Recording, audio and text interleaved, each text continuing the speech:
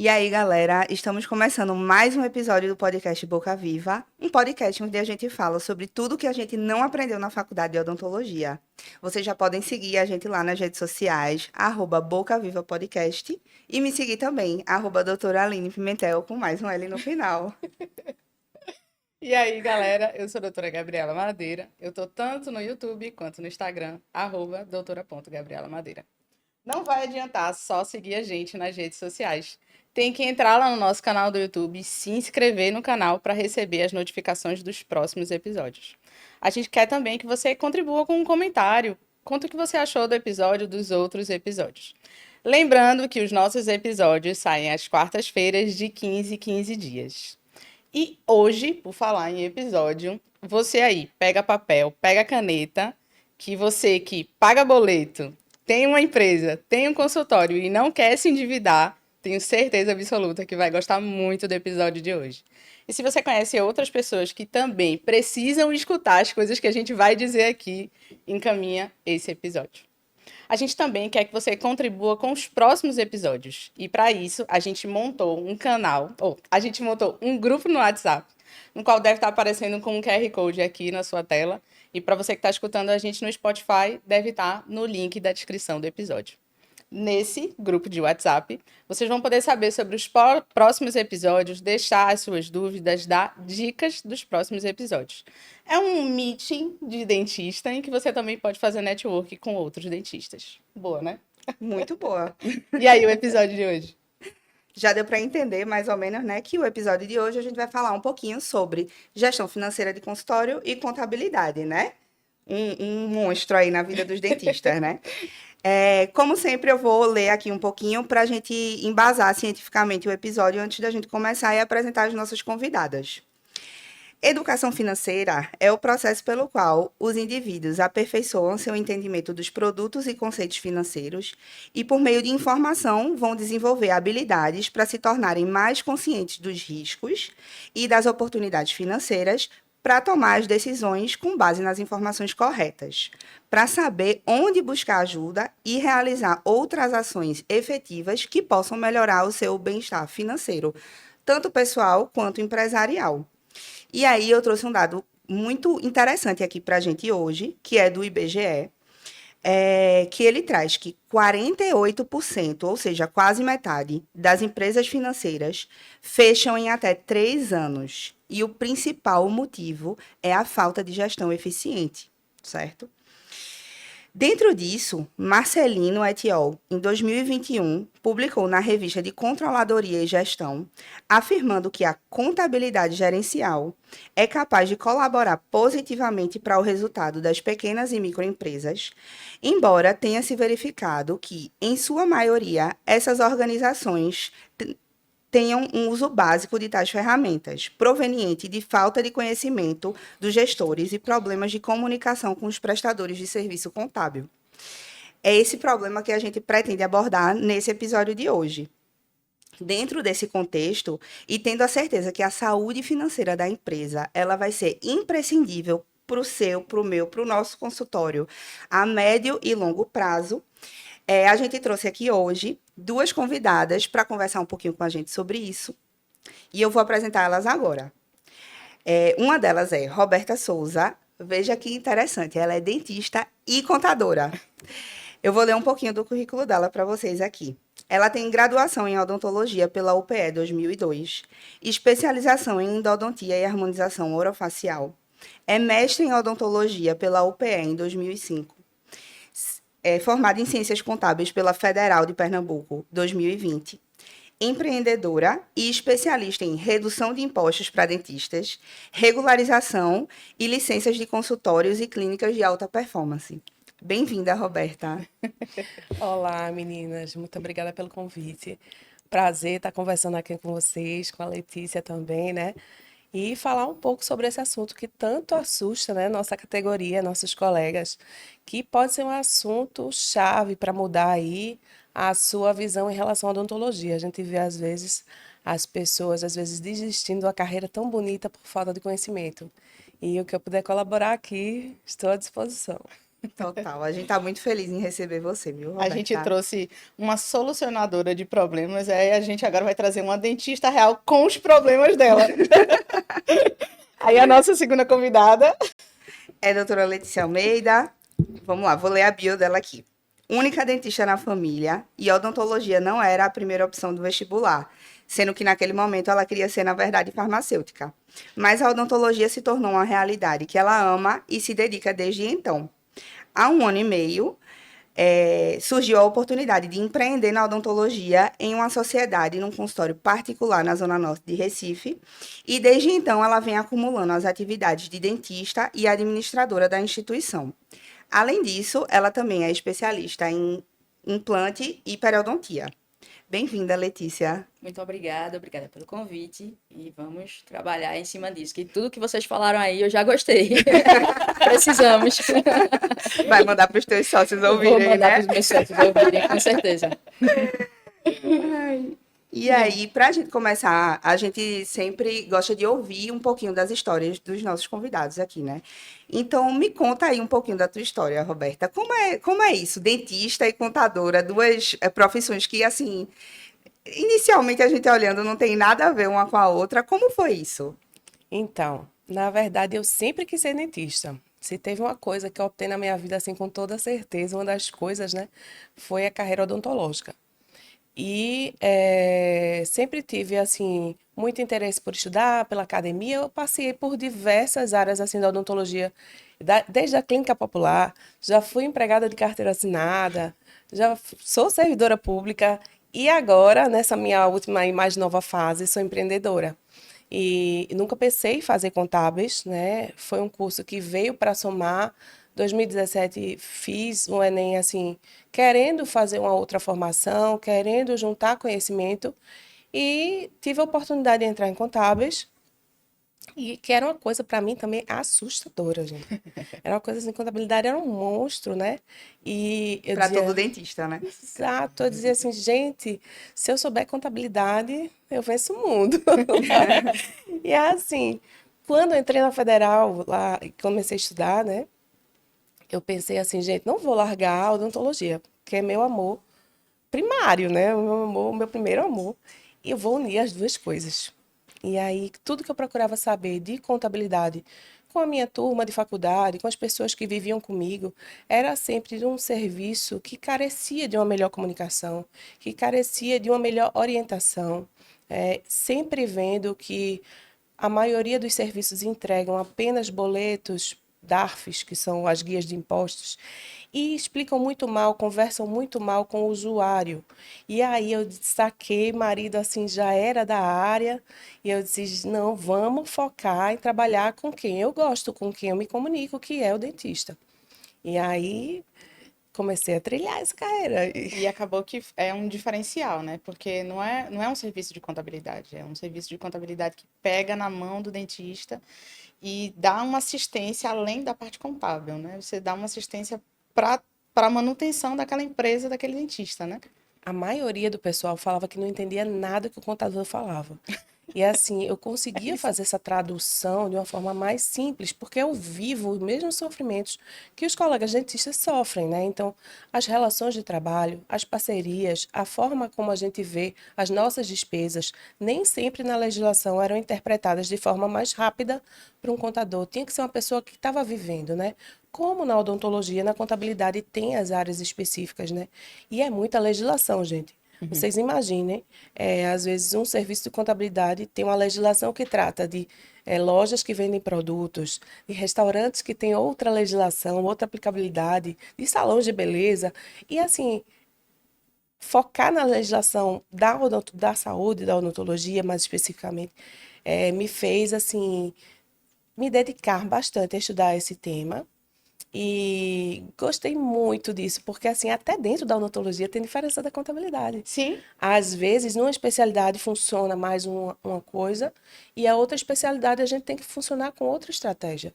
Então é muito específico, mas é tão gratificante, gente. Ver assim, os colegas dentistas tendo seus negócios saudáveis, empreendendo de forma saudável. Eu ficava muito indignada no começo, assim, de ver gente que não tem nada a ver com odontologia ganhar dinheiro com odontologia e o dentista ser explorado. Então, eu via, às vezes, artistas famosos colocarem as caras em franquias e faturarem com odontologia. E eu não via o dentista, que era o grande merecedor daquilo, ter esse reconhecimento. E, assim, para mim, muito mais do que prestar um serviço, é uma missão da nossa contabilidade, que os dentistas, eles têm autonomia e empoderamento para terem os negócios dele tocando de vento em popa. E assim, quando você une as duas coisas, a tendência é você crescer junto com aquele profissional que você está ajudando. E a gente, como dentista, a gente tem uma máxima, eu sou de saúde, eu não sei fazer nenhum tipo de contabilidade, não sei fazer nenhum tipo de conta. Deixa para o meu contador resolver isso. E aí é como se você tivesse uma separação dentro da sua própria empresa. E eu acho que quando você traz o seu trabalho, você está querendo só somar isso dentro daquela empresa do dentista, né? É muito bom. Muito legal. Parabéns Ou seja, pela iniciativa. Solução boa. Agora vamos aos problemas. Muitos problemas.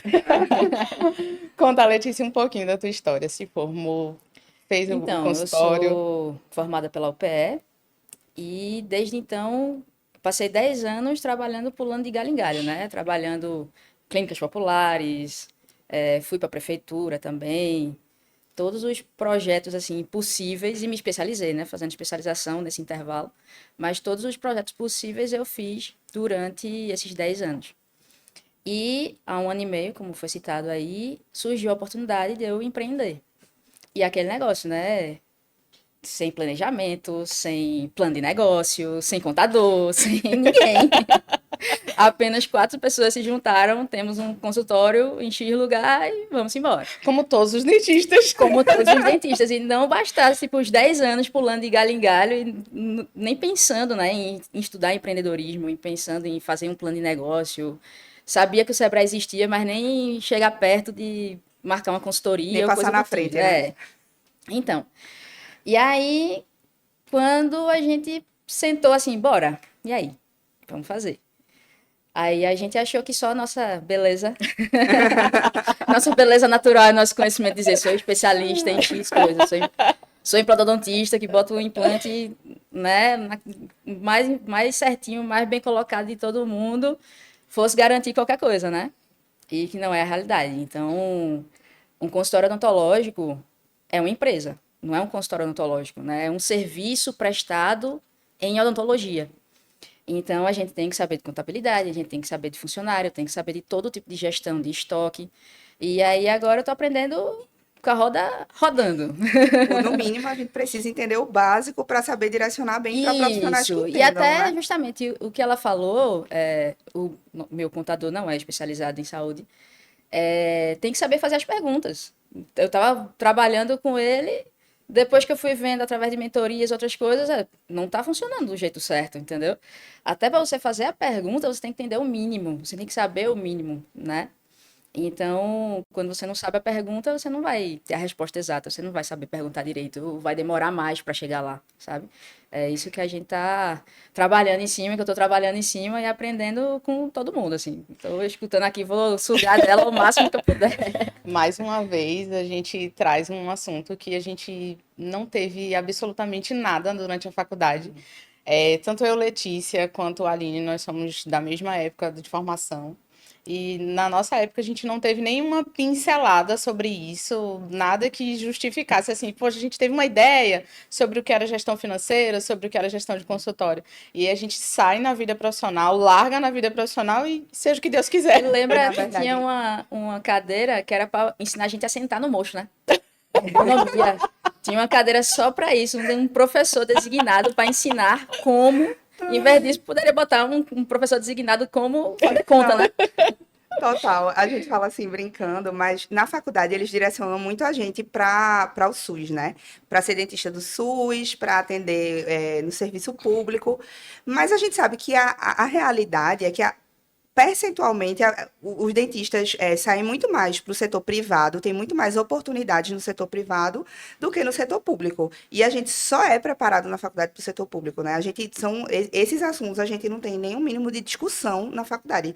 E aí, assim, a gente sai totalmente perdido. A gente às vezes faz a coisa errada, digamos assim, porque a gente realmente não sabe, a gente não tem um direcionamento do que a gente precisa buscar para montar um consultório. É vigilância sanitária, Bombeiro. sei lá, CRO, Até hoje eu não bombeiro. Até hoje eu não sei, mas eu vou aprender hoje aqui. E aí, eu queria, Roberta, que tu dissesse assim um pouquinho para a gente, um basicão assim, né? Por onde começar toda essa regularização da documentação de um consultório? Uhum.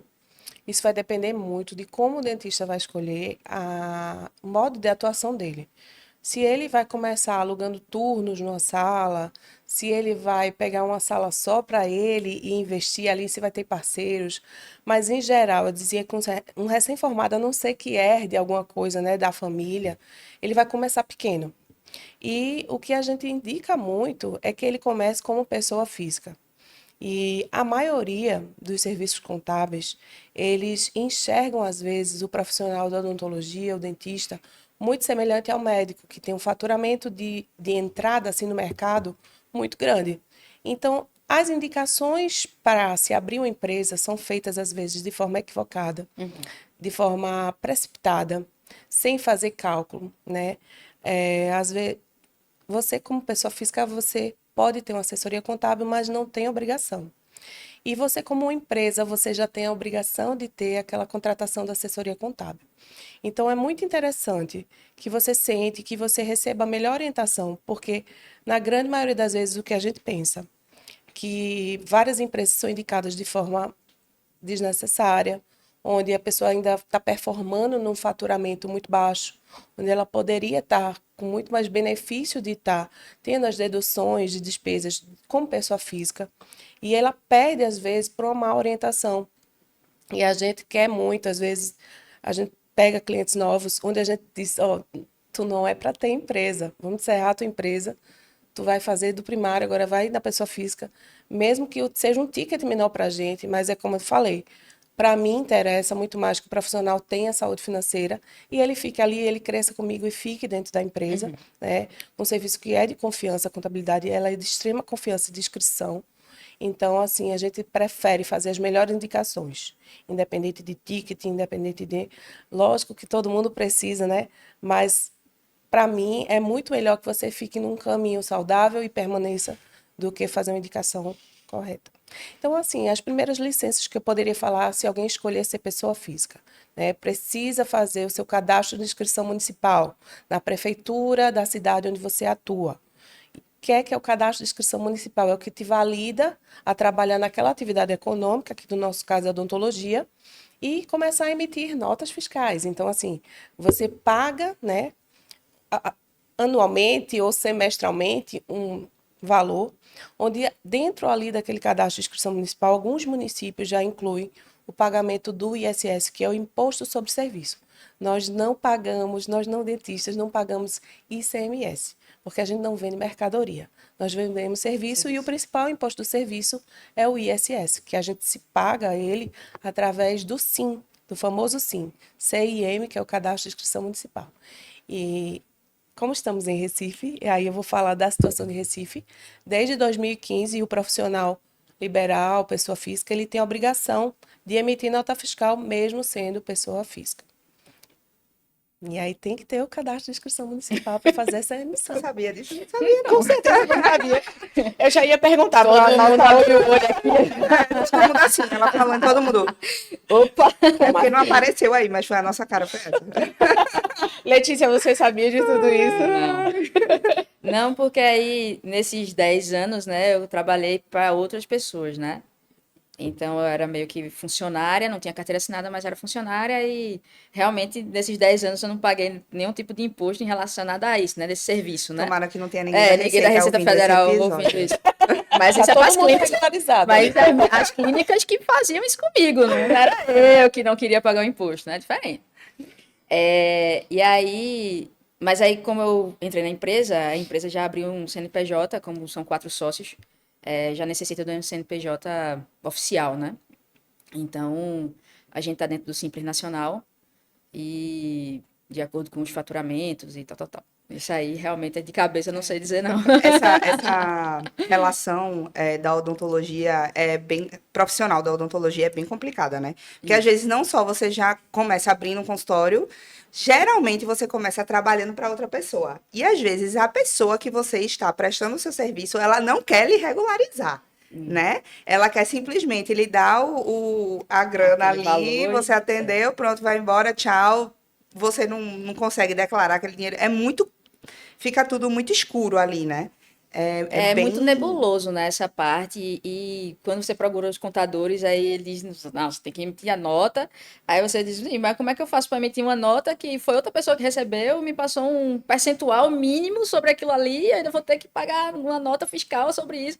Aí não, é muito nebuloso, realmente, essa relação trabalhista da ontologia é muito difícil, realmente, de ter uma regularidade, assim, um negócio mais correto, né? Mas dentro da empresa, né, que é o que me cabe falar agora, tem que ser correto, né? Não pode ser.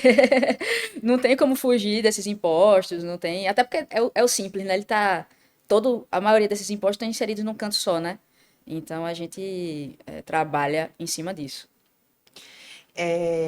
Falando disso aí que a gente estava dizendo, essa questão nebulosa da relação profissional, né? O que é que eu vejo muito que de consequência em relação a isso? O dentista, ele acaba confundindo muito as despesas pessoais e profissionais, né? É aquela história do eu presa, né? Tipo, mistura tudo, coloca tudo numa coisa só, depois ele não sabe qual é o dinheiro da empresa, não tem capital de giro, não entende nada, né? Aí, Roberta, dá uma dica aí, como é que a gente faz, o que é que a gente pode fazer para nesse início, né, que a maioria dos nossos ouvintes é o pessoal que está no início aí da carreira, para a gente separar essa questão de finanças pessoais e finanças da empresa, mesmo que seja uma pessoa que atue sozinha, né, no caso. Perfeito. E assim, eu vou até resgatar um tópicozinho antes, assim, que vocês tocaram no assunto da regularização, minha gente. A gente não pode começar, não pode achar que a gente vai desenvolver a atividade econômica da gente na clandestinidade. A gente precisa, se a gente quer sobreviver num meio altamente competitivo, a gente precisa estar regularizado de todas as formas. Se você quer ser grande, você tem que jogar jogo de gente grande.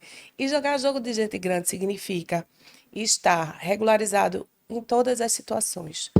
Ai, Roberto, os contadores querem ser fiscais do governo, querem que a gente pague muito imposto. De forma alguma. O governo, ele tem um órgão que é extremamente eficiente, com um acompanhamento, um cruzamento de dados enorme. É Né? o A órgão maioria. mais eficiente. Exatamente. Se tem uma coisa que funciona neste país é a Receita Federal. E ele tem como fazer todo esse acompanhamento da movimentação. A gente sabe que com a criação do Pix as coisas ficaram assim muito mais rastreáveis, muito mais fáceis de encontrar e cruzar as informações, né? A gente vai numa farmácia, vai no supermercado, coloca lá no nosso consumo, nosso CPF. Então, assim, se você acha que não está sendo rastreado, infelizmente, eu tenho que lhe dizer que você está. Seu padrão de consumo está sendo rastreado, né? Todo Roberta mundo rindo de polemizando logo no início do episódio. Sinto lhe dizer. Mas é porque eu preciso estimular a regularização. Eu acho importante, né, que para você crescer profissionalmente, você esteja performando. Eu acho que às vezes a gente faz a economia errada, sabe? Quando a gente esconde de tirar, não vou tirar isso aqui, vou guardar isso aqui porque eu não quero pagar imposto. A gente precisa conversar sobre alguns temas, né, da odontologia que a gente acabou de falar aqui, que nunca foram tocados, que é a questão da precificação também. Por que não incluir esses impostos e ficar tranquilo? Porque aí você repassa esse custo, Total. né, como serviço, mas vamos resgatar a pergunta de Aline em relação a o que é que a gente Fazer pode fazer. despesa profissional, Sim, despesa pessoal. outra coisa que precisa ficar muito claro há uma separação no que é financeiro e no que é contábil. Sim. A maioria das pessoas confunde muito a gestão financeira gestão contábil. A contabilidade, ela é um resultado da sua organização financeira.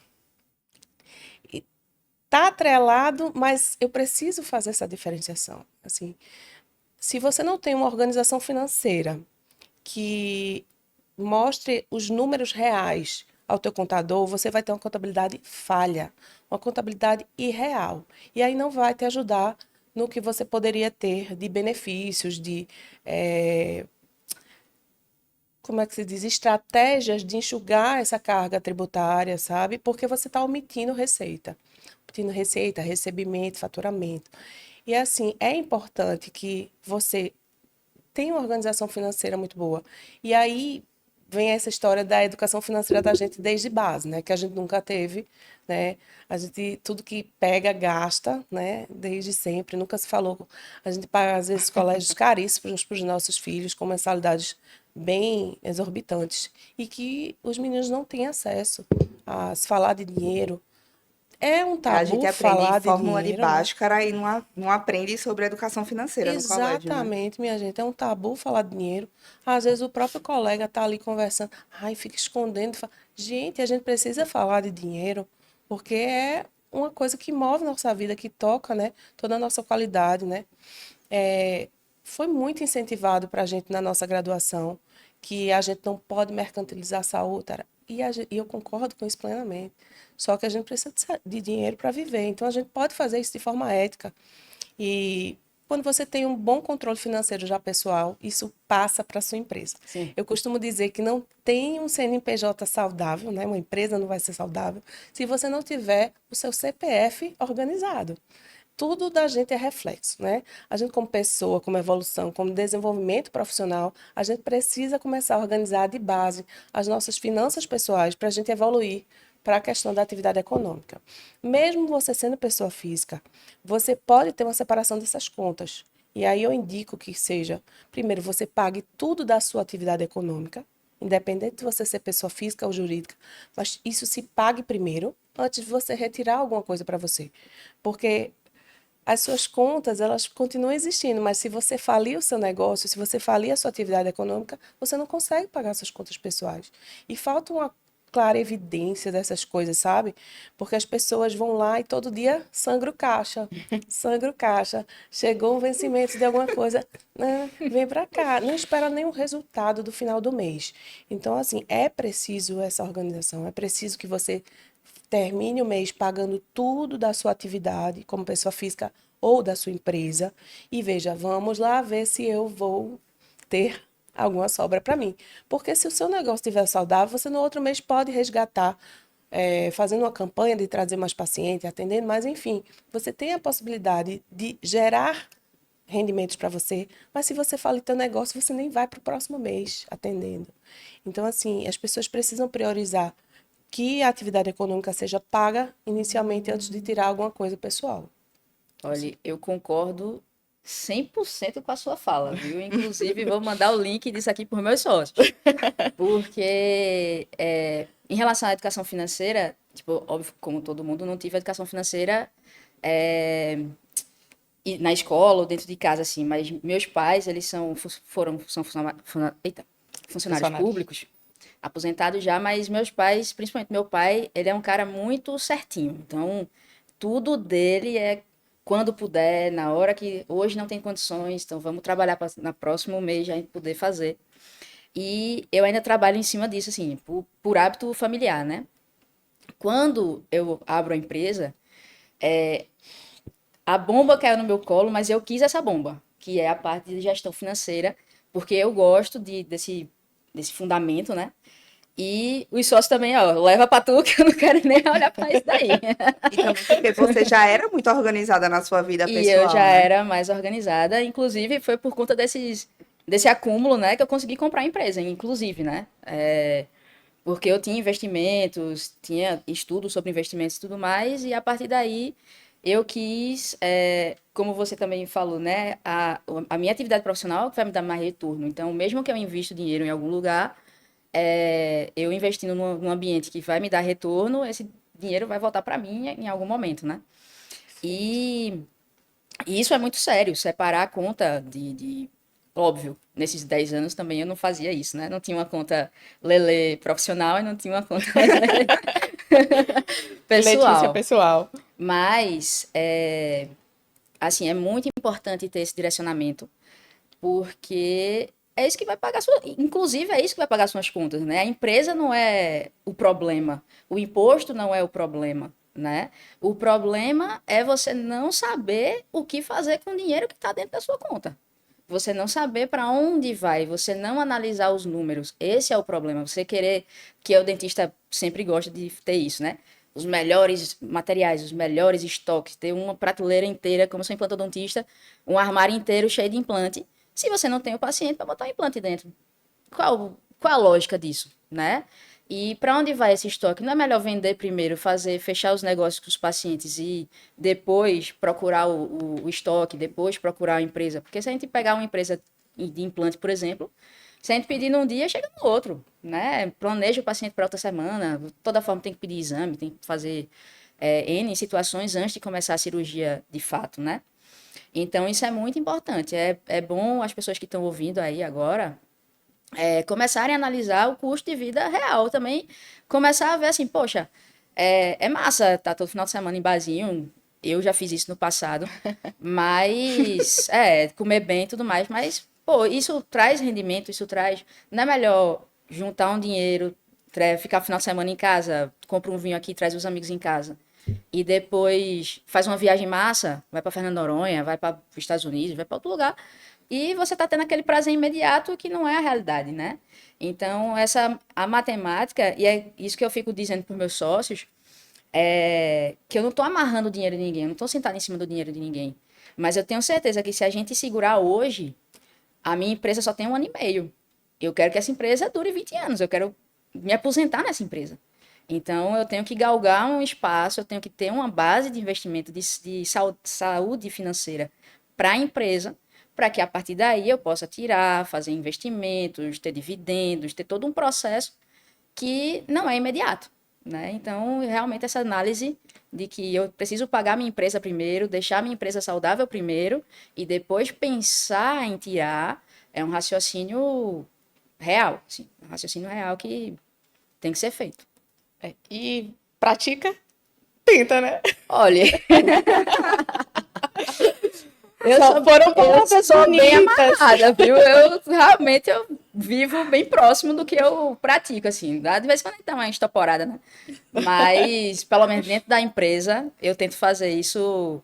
Porque também eu tenho muito medo na minha empresa do seguinte, de perder o controle, porque é muito rápido você perder o controle, entendeu? Eu tenho uma planilha que um dia deram um delete no negócio que a pálpebra começou a bater assim, ai meu Deus, apagou minha planilha, eu não consigo fazer mais. Então, assim, o meu controle é muito rigoroso. Assim, essa parte de não contábil, né? Que contábil eu pego o material, eu mando pro contador e aí é quem vem essa história, né? Fazer a pergunta certa, ele mandar as coisas e tudo mais. Mas o fluxo de caixa, ele é diário, pô. Você tem que entrar, abrir caixa, conversar com o funcionário, ver o que foi vendido, ver o que foi emitido, bater as contas no final. O que está na planilha tem que estar no extrato, assim, entendeu? É bem chato. Então, por isso que as pessoas não... esse negócio que o brasileiro em si, não o dentista, o brasileiro em si, ele tem medo de dinheiro, ele gosta de gastar o dinheiro, mas a conversa de dinheiro, assim, com certeza nenhum pai, nenhuma mãe daqui sentou o filho para dizer, filho, esse mês não vai rolar porque a gente tá sem dinheiro. Não existia essa conversa, né? Na verdade, E quem a gente- devia ter respondido essa pergunta de Gabi era eu. Sim, ela pratica, porque quem não sabe, eu sou uma das sócias da empresa. Ela pratica, ela anda com um escorpião no bolso e dá tudo certo. Um para cada bolso. Mas tem todos os registros de entradas, de saídas, Total. de despesas, tudo Tenho. muito bem Se a organizado. Receita Federal quiser me chamar, eu tenho. Espero que não chame, não me convide para isso, mas eu tenho todas as coisas Tem notificadas. tudo para que o contador também não tenha todo o trabalho do Trabalho. mundo. Tá vendo? Dentro disso aí, a gente tá brincando, mas dentro disso aí, realmente, Letícia, eu conheço, é uma pessoa extremamente organizada com essa questão. E a gente sabe que, como a gente já falou aqui, a gente precisa ter todo esse registro financeiro para que a gente consiga passar isso para o contador de uma forma eficiente, para que o contador consiga fazer todas as declarações certinho. E aí, Roberto, eu queria saber, a gente tem alguma ferramenta, algum software, alguma coisa que possa ajudar a gente nisso dentro do consultório para a gente te passar? Tu faz alguma indicação? Como é que tu faz com teus clientes essa orientação? Então, né, vai botar um pouquinho a performance de acordo com o que ele é, se é pessoa física, se é pessoa jurídica, mas normalmente e já existem, gente, aí vários softwares de gestão, várias plataformas, onde você consegue, né, compilar as informações do teu dia a dia, fazer uma planilha, até ver gráficos simples de fluxo de caixa, e é assim, já estou. Quero ser amiga de Letícia, porque assim, são Seremos muito amigas, viu? Pode ser. raros os colegas que têm esse controle diário de estar olhando uma planilha diariamente. E eu costumo dizer assim, as pessoas botam muito a culpa da profissão não dar certo, de desistir de fazer outra carreira, porque às vezes é até mais fácil de eu mudar o meu caminho do que eu parar. Vamos ver minha jornada. O que é que envolve, fora eu atender tecnicamente aquele paciente, o que é que está afetando de todos os lados o meu atendimento? E assim, quando você começa a fechar os gargalos, é muito bonito, porque a odontologia ela vai fluindo. E a gente precisa conversar desses temas que não são técnico, odontológicos, mas que fazem parte, que influenciam demais no nosso negócio, né? E a partir do momento que a gente for desvendando de forma simples, falando de contabilidade como a gente está falando aqui, de forma leve, né? Para o pessoal ver que não é nem um bicho, mas existem diversas plataformas onde você pode ir colocando as informações. E aí falar sobre fluxo de caixa é muito bom.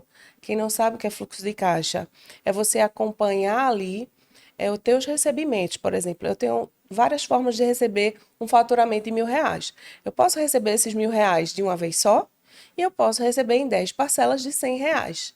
Então, a maneira que você anota nessa planilha para você saber se você tem caixa para pagar suas contas naquele mês faz toda a diferença. Porque R$ 1.000 em uma parcela pagaria às vezes algumas contas que 10 parcelas de R$ 100 não pagariam naquele mês. Então, você ter esse controle, isso é fluxo de caixa, e acompanhar isso mensalmente, para saber se eu vou ter orçamento para pagar o meu mês, se eu posso dividir para aquele paciente um orçamento de 10 meses, se eu posso dividir em 4. Então, você ali fica com todo o poder de negociação na questão da hora de prestar o serviço de se pagar. Né? Muita gente tem uma ideia, faturei R$ 1 milhão, mas de que forma você faturou isso? Você gasta quanto? Você sabe quanto você gasta? Então, Não. eu vejo a maioria dos profissionais, você já viu aquelas pessoas que vão no shopping e tal, e entregam o cartão assim, ó, não quer nem ver, né? É porque é esse tipo de pessoa que não sabe quanto está gastando ali, quanto já gastou naquele cartão. E a gente não pode brincar quando a gente está dentro de uma empresa, quando a gente é profissional. Porque a gente pode falir a gente mesmo, ficar desiludido com a profissão, que é linda, né? E que eu digo que faltaram, a Aline falou perfeitamente, a gente tem muita formação para a área do serviço público e poucas referências dentro da universidade, principalmente pública, que se falem no empreendedorismo, que exaltem. Existem pessoas com características que poderiam estar, às vezes, talentos que são perdidos porque faltam orientação, faltam referências para falar do empreendedorismo. E que bom a iniciativa das meninas aqui de estar criando esse podcast para estar discutindo tudo isso que é necessário. E eu penso uma coisa também, que agora que eu sou empreendedora, por exemplo, a nossa faculdade foi uma faculdade pública, né? Então, tinham pessoas de um nível social muito alto e tinha outras pessoas que vieram, né? De uma origem mais humilde. E que essa forma de empreender pode mudar a vida daquela pessoa, daquela família, né? Então, Perfeito. você pegar e a pessoa, inclusive, por exemplo, eu sou a única dentista da minha família. Então, meu pai, todo semestre ia lá, ele ficava sentadinho na dental, só esperando para fazer todas as compras, ele passar o cartão. Aí ele dividia em 6 meses, porque ele sabia que no próximo semestre ia ter que Ia ter comprar. uma nova compra. Então, foi um financiamento paterno, real, né? E a Pai gente pra sabe, cima. pai trocínio e tal.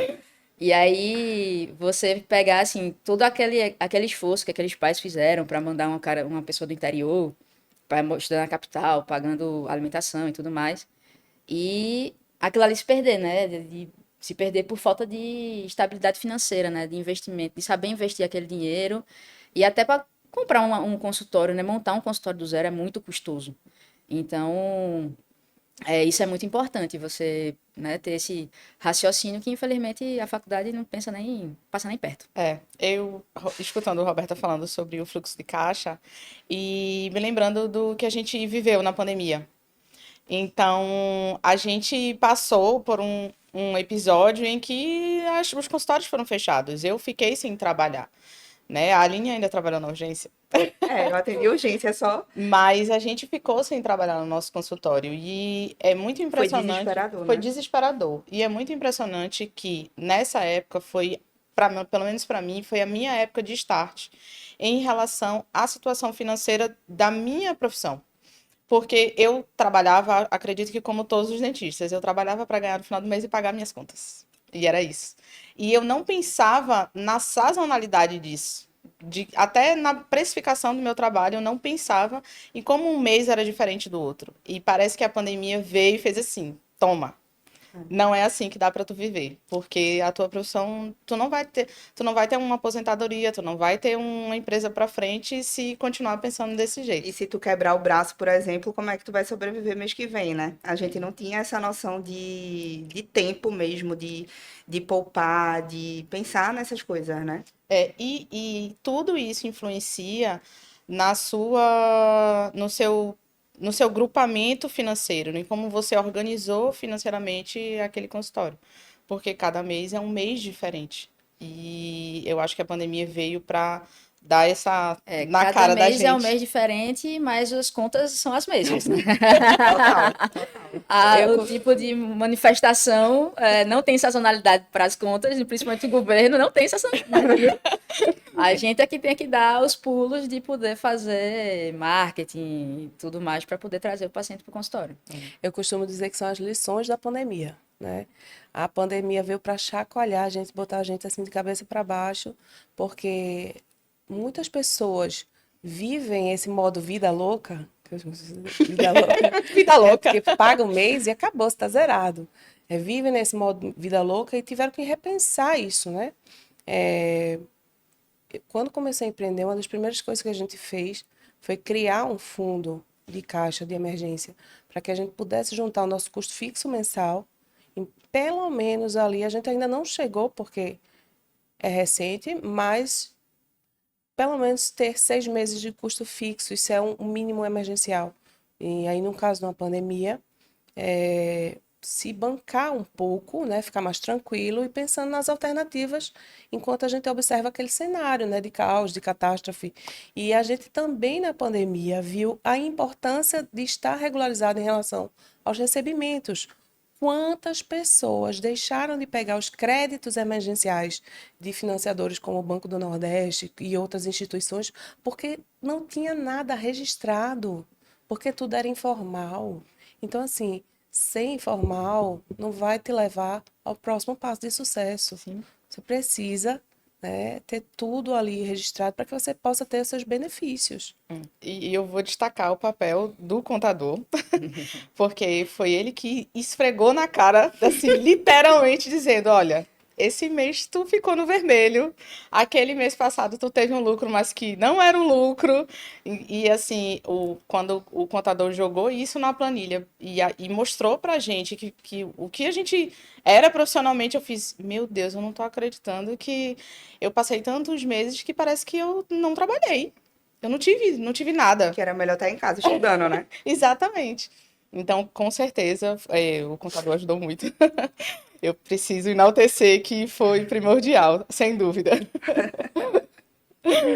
Foi um Bom, puxão de orelha assim, né? Necessário. Necessário.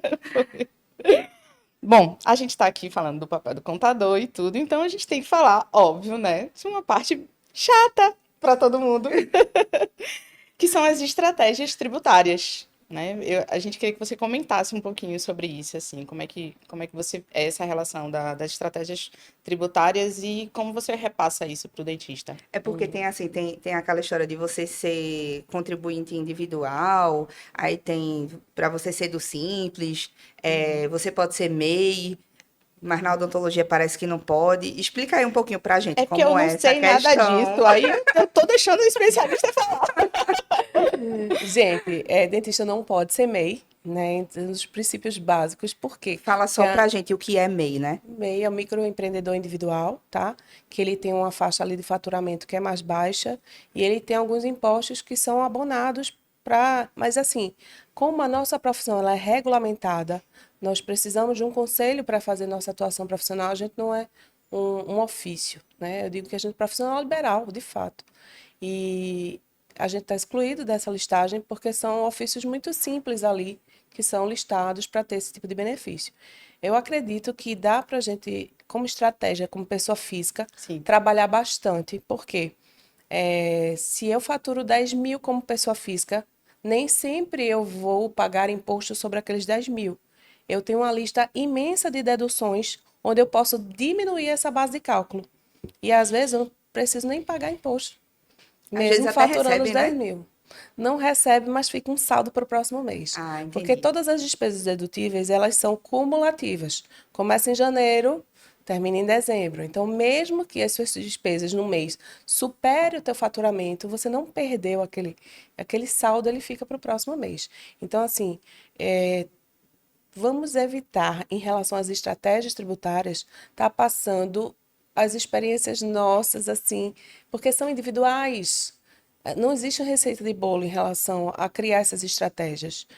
Às vezes, a questão de um sócio já muda, a questão de um vínculo público muda. Então, assim, a gente precisa se acostumar a fazer os diagnósticos diferenciais e personalizados, como a gente faz para o nosso cliente da odontologia. Sim. Nunca vai ser aquela receita de bolo. E às vezes eu fico morrendo de rir, porque eu vejo nas redes sociais, ai, passou de 15 mil de faturamento, abre uma empresa. Quanto você tem de despesa, meu bem, para você indicar essa abertura dessa empresa? Porque abrir uma empresa é ter custos. Ter custos. E as despesas da empresa, elas não são dedutíveis, diferentemente de quando você é pessoa física. Tudo que você faturar numa empresa, você tem que pagar sobre aquela base. Então, nem sempre é bom você já começar a vida abrindo uma empresa. As estratégias são essas. Você pode trabalhar como pessoa física, tendo um controle muito bom das suas despesas dedutíveis, e aí, mais uma vez, o contador vem para ajudar, porque Sim. nessa legislação, a gente, no começo do nosso escritório de contabilidade, que é a Contap, a gente pegou muita gente que pagava imposto sobre tudo, sem saber que tinham despesas que poderiam ser dedutíveis. E imagine isso num ano de prejuízo. Como? Eu tô pensando aqui que eu já tô há 12 anos no prejuízo. Tô assustada. Então, é melhor nem fazer essa conta. É melhor começar de agora, né? Botar... Então, gente, e às vezes, assim, existe essa estratégia, porque a pessoa física tem muita dedução, e a gente tem que ir para a ponta do lápis. E como empresas, quando você botou na ponta do lápis, que já está no alíquota passando ali da pessoa física, que é outro mito dizer, pessoa física paga 27,5% de imposto. Não é verdade, gente. Não é, a alíquota efetiva é outra. Flutua ali entre 15, entre 17. Quando vai subindo mais, a gente já faz essa indicação, que é outra coisa.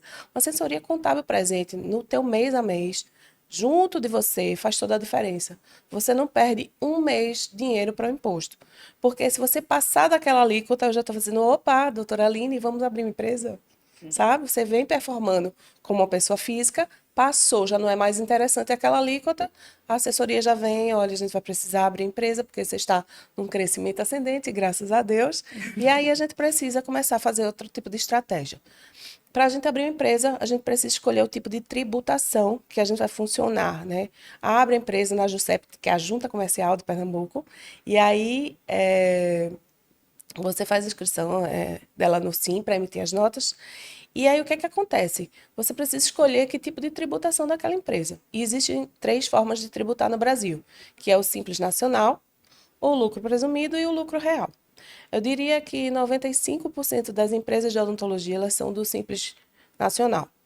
Porque é uma junção na guia de todos os impostos que você precisa pagar e é mais vantajoso, na maioria das vezes. Né? Se você passar de um faturamento de 3 milhões e 600 mil, aí você é enquadrado no lucro presumido. Amém que todas nós passemos, né? Tomara. Tá chegando. É a meta. A meta é essa. Mas assim, ou se você é uma pessoa que não está pagando os impostos do Simples, chega uma determinada época do ano que ou você regulariza ou você sofre como punição, você é desenquadrado do Simples e é colocado no lucro presumido, que é uma alíquota bem superior, assim, que tem outras obrigações, que é mais complexo de fazer a contabilidade, porque existem muito mais informações a se colocar na empresa do lucro presumido. Então, a maioria das empresas de odontologia, eu afirmo que tem muito mais vantagem de ser do Simples. O lucro real é aquela empresa que é tipo indústria, são departamentos enormes só de contabilidade, não seria o nosso caso, porque a gente gera serviço, então a maioria está se enquadrando entre o Simples e o lucro presumido muito pouco. Muito pouco. Eu tava vendo aqui Letícia se contorcendo ali. Tô achando que vai surgir um contrato aqui no final do episódio.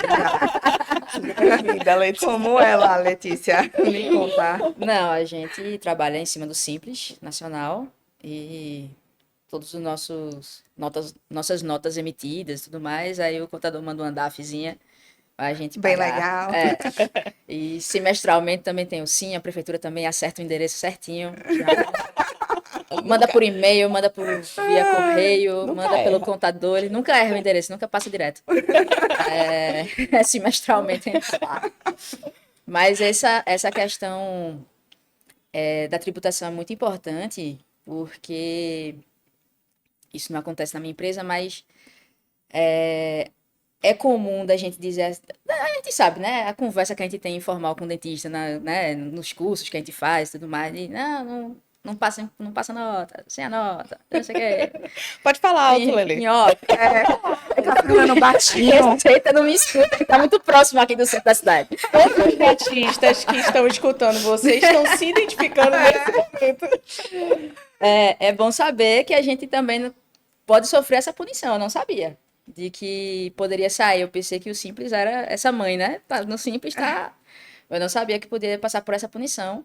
Mas é importante a gente realmente falar que o imposto, assim, todo mundo paga imposto, né? Toda indústria paga imposto.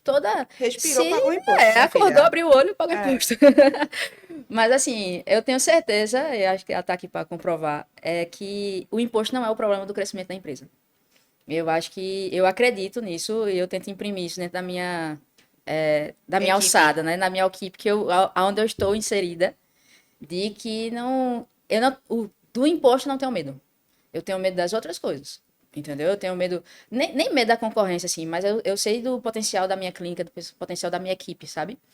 Mas a última coisa que eu tenho medo é de imposto. Pra mim, eu só tô vendendo, velho. Imposto tá na conta, entendeu? Se eu tô vendendo, o importante é eu vender. O meu medo é não vender, para chegar um próximo mês e não ter venda para fazer, entendeu? Até porque se você faz uma precificação correta dentro do seu consultório, Isso. como a Roberta falou no início do episódio, o imposto ele já vai estar dentro do preço do serviço que você está vendendo para o paciente, né? Então não tem que ter medo de pagar o imposto. Você tem que ter medo, exatamente como a Letícia disse, de não ter imposto para pagar, porque não tem paciente dentro do Isso. consultório. E eu acredito também no seguinte, assim,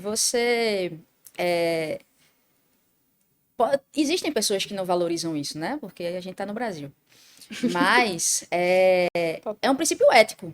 É um valor da minha empresa, né? Se aquele paciente não quer trabalhar comigo daquela maneira, talvez ele não seja o paciente para minha equipe, a pessoa que vai falar de mim ou da minha empresa, né? E eu tento falar isso também para os funcionários. Se a gente começa a burlar algumas coisas, fica difícil para eu cobrar do meu funcionário que ele não burle também, né? Então, isso faz parte da cultura da empresa que eu também tento imprimir. E isso é até mais fácil porque o movimento ético, né, da sociedade já meio que já roda assim, né? Mas eu acredito que esse trabalho tem que ser constante, tem que ser fiel àquela situação. E aí, como eu digo, assim, Tem hora que a funcionária fala, doutora, é isso tudo? Eu disse, sim, mas faz parte, é o que paga as suas contas, é o que dá a escola para seus filhos, é o que pode não prestar, pode não ser a melhor de todas, né? Mas o resultado vem, é o que tem a Anvisa. Se a gente quer comer num restaurante bom, a Anvisa tá lá, a partir daí. Se a gente sabe que um concorrente, digamos assim, né, não está trabalhando legal, a gente pode fazer uma denúncia, ó, tu pode dizer para o paciente, ó, se você foi estar atendido assim, você pode ligar para tal número e denunciar aquele serviço que não está adequado. E se você está trabalhando legal, você não tem que ter medo, você tem que trazer realmente essas pessoas para dentro e dizer, ó, tá aqui, tá funcionando desse jeito. Não tem por que de ter medo disso, né? Quando a gente tá correto, não tem medo de nada. É, minha gente, tem coisa pior do que um dentista que quer passar credibilidade, que quer vender, que quer dizer que sua empresa é séria, uma clínica séria.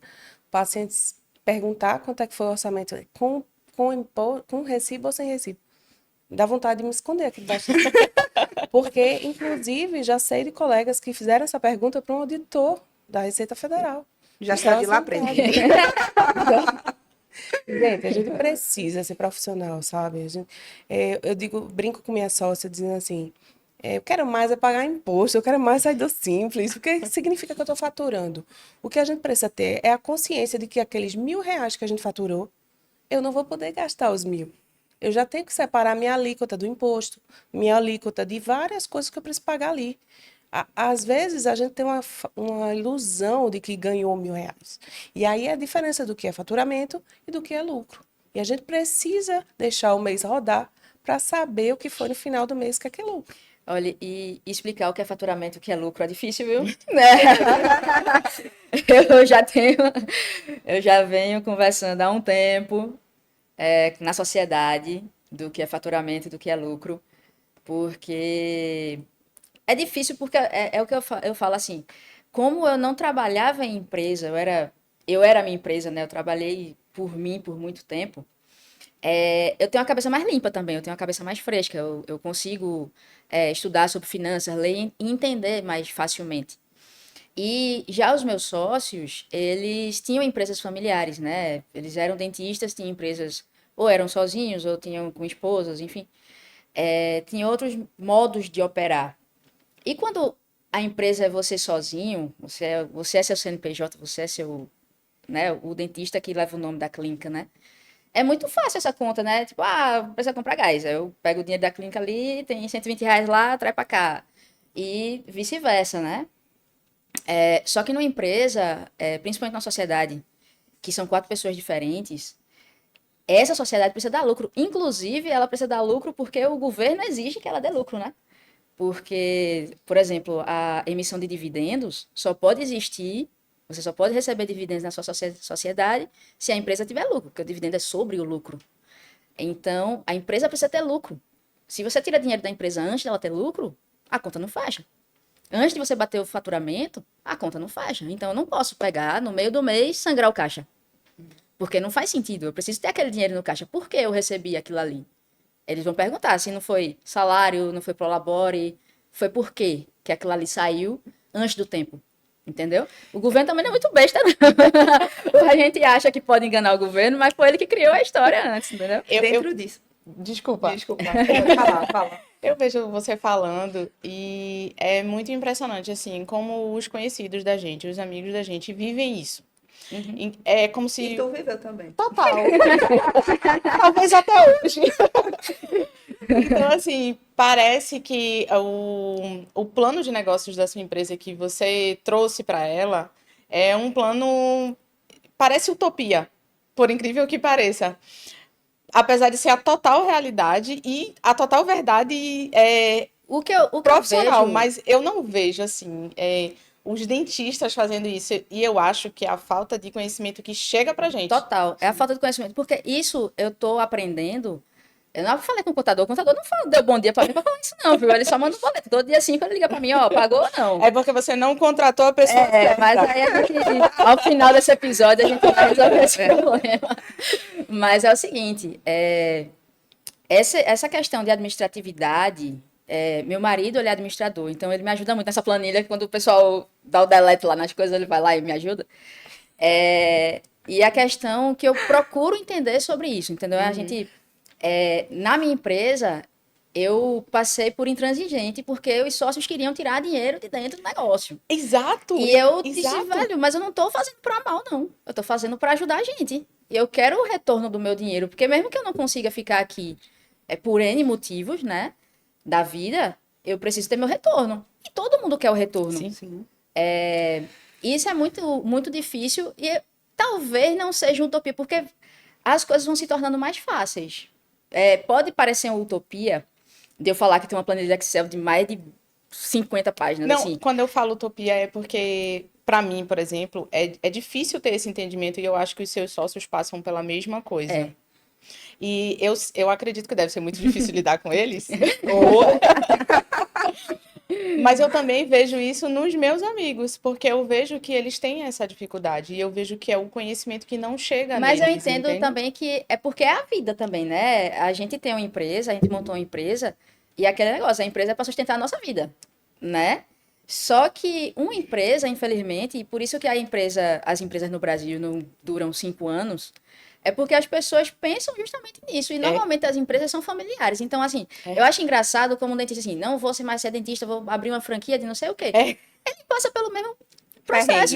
Pelo menos Ele tem que ter um planejamento, ele tem que ter um plano de negócio, ele tem que ter vendas, ele tem um corpo, tem que ter um vendedor, tem que ter um corpo de vendas, tem que ter uma meta, tem que ter. Bicho, a gente tá fazendo uma mentoria que foi um divisor de águas, assim, até para comunicação. Porque eu falava uma coisa, aí depois de ter falado a mesma coisa durante um ano inteiro, aí veio o sócio e disse, não, precisamos fazer tal coisa. Eu disse, rapaz, tá muito ruim tá muito ruim a comunicação, porque eu tava dizendo isso fazia um tempo, né?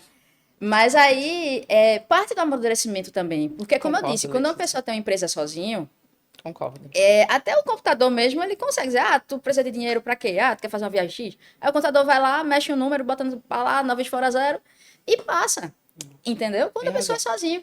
A minha preocupação hoje é essa. A minha empresa são 4 pessoas que não são interligadas. A única ligação, interseção comum da empresa é a empresa.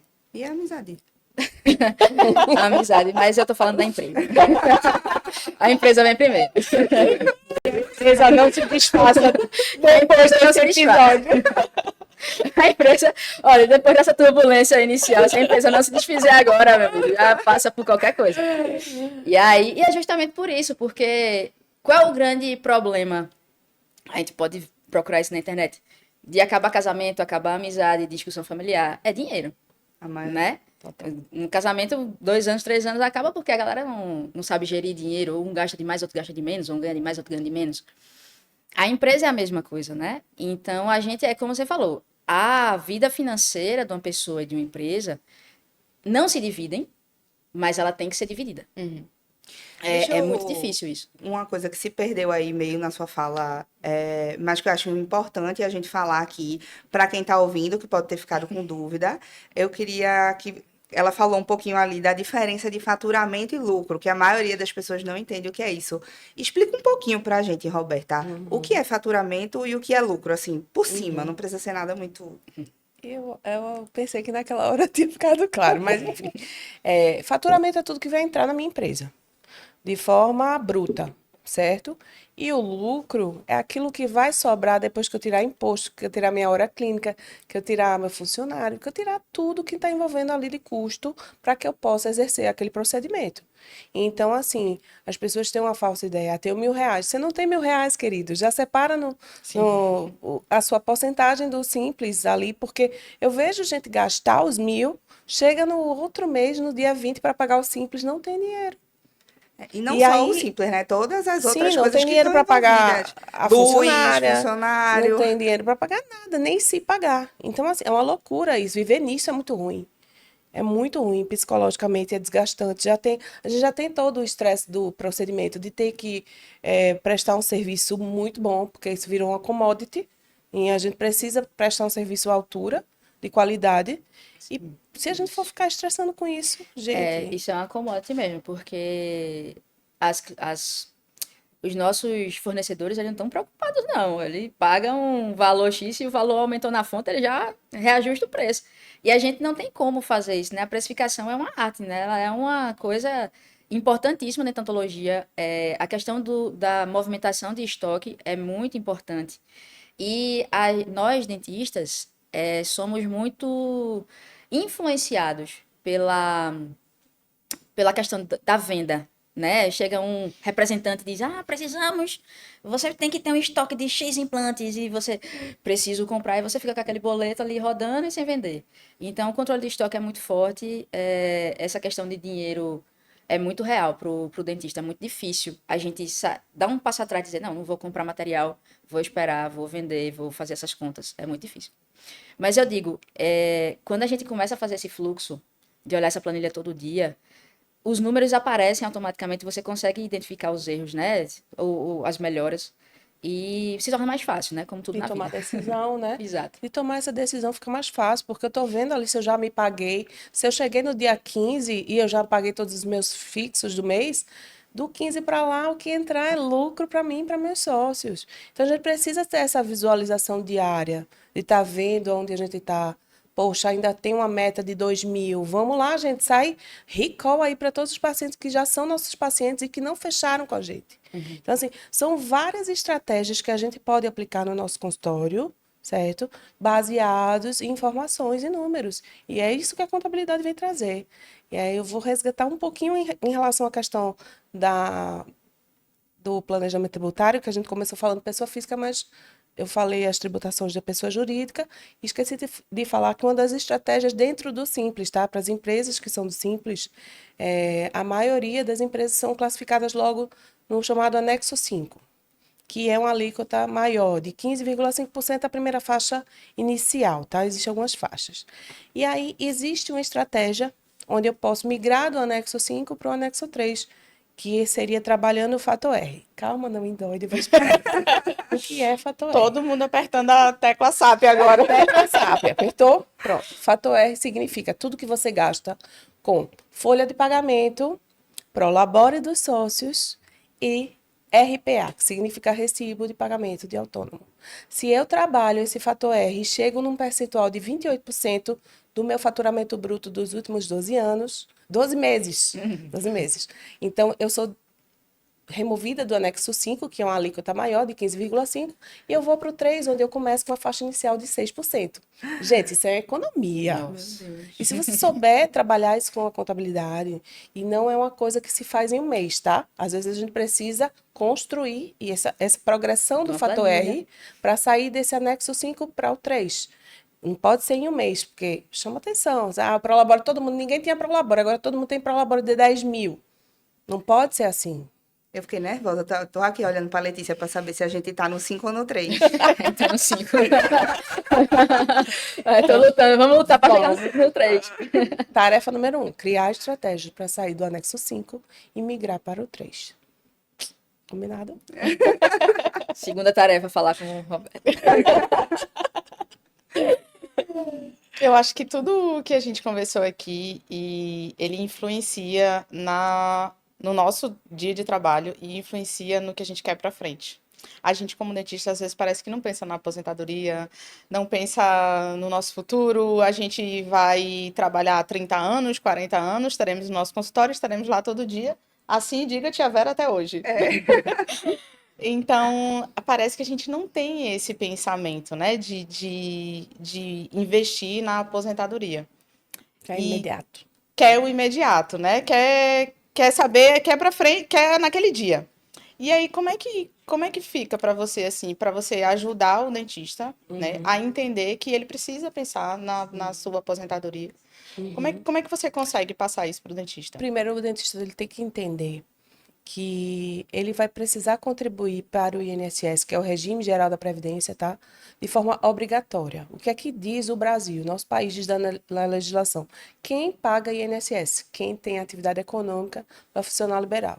Quando você é contratado de uma empresa, quando você é servidor público, esse desconto já é feito na sua folha de pagamento, no seu contra-cheque. Só que quando a gente é profissional liberal, o que é que os órgãos dizem? Você tem que recolher. Você tem que recolher seu imposto, você calcula ou manda alguém calcular, e você tem que fazer seu recolhimento do INSS.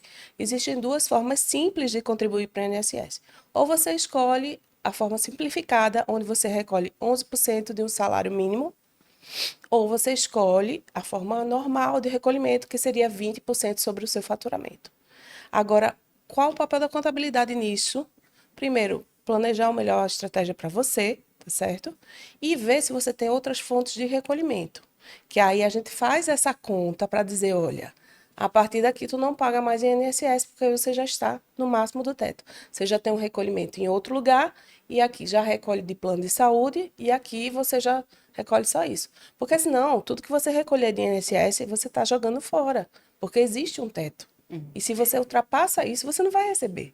O INSS diz que você só vai receber aquele teto. Tá cada vez mais difícil de se aposentar com teto, por quê?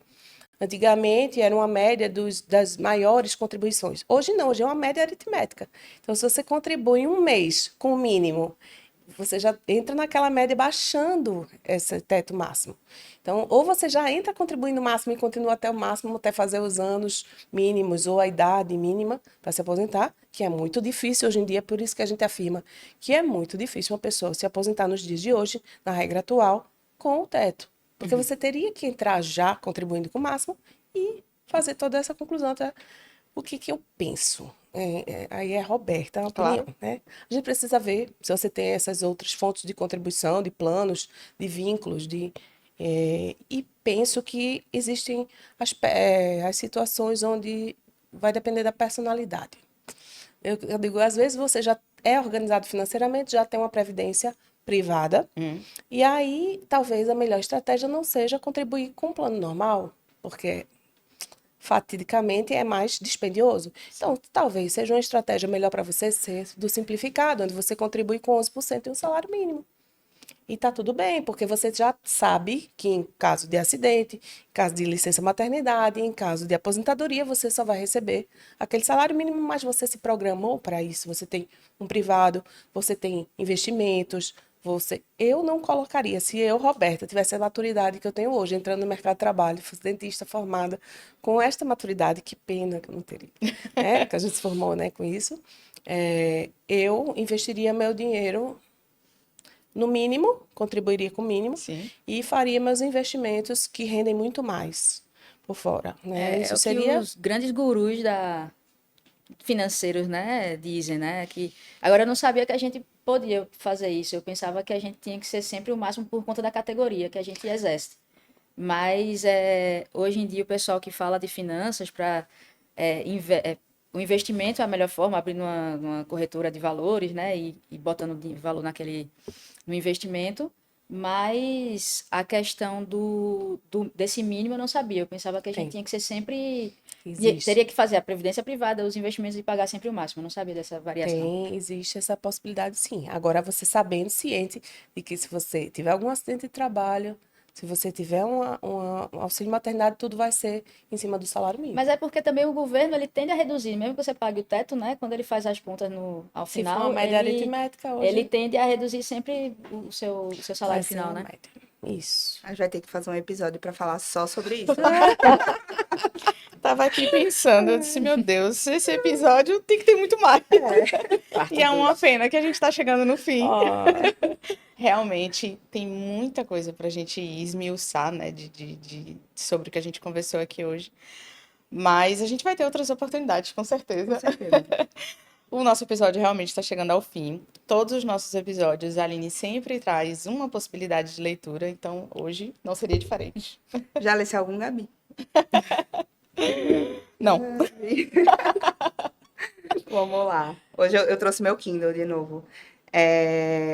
O livro que eu vou indicar hoje é A Psicologia Financeira.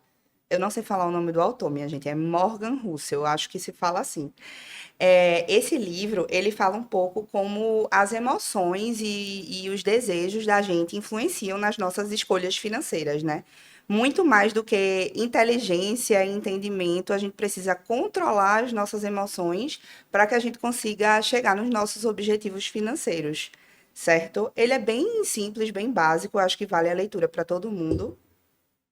E eu vou deixar uma frase aqui dele, para vocês entenderem mais ou menos o que ele traz. O sucesso financeiro tem menos a ver com a sua inteligência e muito mais a ver com o seu comportamento. Fica aí Total real. a reflexão. Inclusive, se você curte o nosso podcast, uma das formas de nos ajudar aqui a manter as nossas gravações é comprando os livros que a gente indica aqui, pelo link que a gente deixa lá na descrição do vídeo do YouTube, ou no link lá da nossa bio do Instagram. Uhum. Bom, para a gente finalizar, a gente vai agradecer, né, a oportunidade de vocês duas estarem aqui.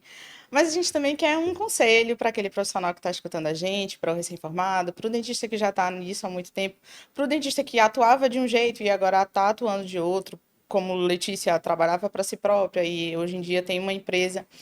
Primeiro, assim, eu queria escutar você, Roberta, como agência de contabilidade, né? Qual seria o principal conselho que você poderia dar para um dentista que está começando e está decidindo montar o consultório? Eu acho que nem seria um conselho contábil, eu acho que seria trabalhe suas habilidades extracurriculares. Gente, comunicação, entender um pouco de vendas, entender um pouco de negociação, entender um pouco do financeiro, da contabilidade, te diferencia, te tira no patamar de exploração, de não ter sucesso, de estar ali com aquele ranço da odontologia. Será que você tem ranço da odontologia mesmo? Ou será que você não aprendeu tudo que deveria aprender para estar deslanchando na nossa profissão? Era Isso esse mesmo. conselho assim maior que eu poderia dar. E esse é exatamente o propósito do nosso podcast. Né, Gabi? É verdade. E você, Letícia, como trabalhadora todo dia tentando modificar a sua empresa, os seus amigos, qual o conselho que você daria? Olha, eu copio e colo o que a Roberta falou. Eu acredito nisso, porque hoje eu estou fazendo isso. Eu estou muito menos dentista do que gestora, né? Eu estou falando com banco, estou falando com fornecedor, estou falando com marketing. Então, assim, tem que saber o mínimo. Não precisa saber legislação, fator 5, sei lá, quem mais.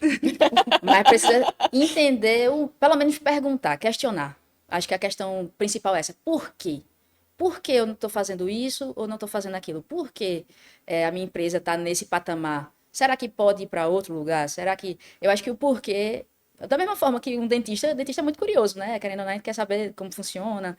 Então, acho que o porquê, sempre se questionar, você pode fazer melhor. Eu tenho certeza que todo mundo é capaz de mudar a própria realidade e que é capaz de gerir. Não é um bicho de sete cabeças. Pode parecer.